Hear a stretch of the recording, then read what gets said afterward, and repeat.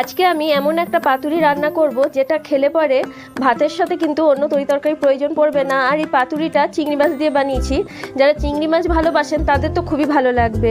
তো নমস্কার বন্ধুরা, আমি শ্রাবণী আবার চলে এসেছি নতুন একটা রান্নার ভিডিও নিয়ে। আর যারা চিংড়ি মাছ খান না তারা মুসুরির ডাল দিয়ে কিন্তু এই রেসিপিটি করতে পারেন। আর এর জন্য আমি প্রথমেই নিয়ে নিয়েছি 250 গ্রাম মতো চিংড়ি মাছ, আর তার সাথে নিয়ে নিয়েছি মিষ্টি কুমড়োর পাতা। আর মুসুরির ডালটা অবশ্যই জলে ভিজিয়ে রাখতে হবে। আর নিয়ে নিয়েছি পেঁয়াজ কুচি আর কাঁচা লঙ্কা কুচি। তো চিংড়ি মাছটার আমি একটা পেস্ট বানিয়ে নেব।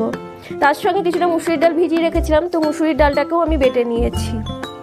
চিংড়ি মাছের পেস্ট আর মুসুরির ডালটা এক জায়গায় নিয়ে নিলাম। এরপর এটাকে ভালোভাবে একটু মাখিয়ে নেব। এরপর এই মিশ্রণটার মধ্যে একে একে আমি দিয়ে দেবো সব মশলা। এখানে 1 চামচ মতো আদা রসুন বাটা দিয়েছি, সামান্য নুন দিয়েছি, আর দিয়েছি লঙ্কার গুঁড়ো।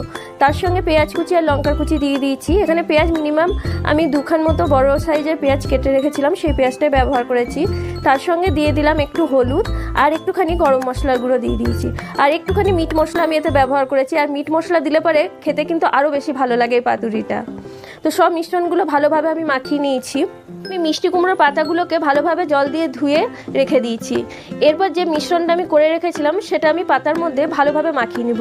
আর আমি যেভাবে পাতার মধ্যে এটাকে মাখাচ্ছি ঠিক সেইভাবেই কিন্তু পাতার মধ্যে মাখাতে হবে। আর এই লেয়ারগুলো এইভাবেই দিবেন।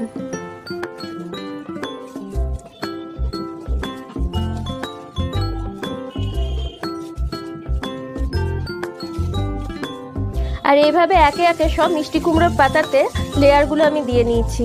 এরপর আমি ননস্টিকের তাওয়াতে কিছুটা তেল গরম করে নিয়েছি। তারপর একে একে পাতুরিগুলোকে দিয়ে আমি ভেজে নেব। আর বিশ্বাস করবেন না, এই পাতুরিটা যদি আপনি একবার রান্না করে খান তাহলে বারবার কিন্তু করে খেতে ইচ্ছা করবে। আর এইভাবে একে একে সব পাতুরিগুলো ভেজে নেব। আর এই পাতুরিগুলো ভাজার সময় কিন্তু গ্যাসের ফ্লেমটা লো টু মিডিয়াম করে রাখবেন।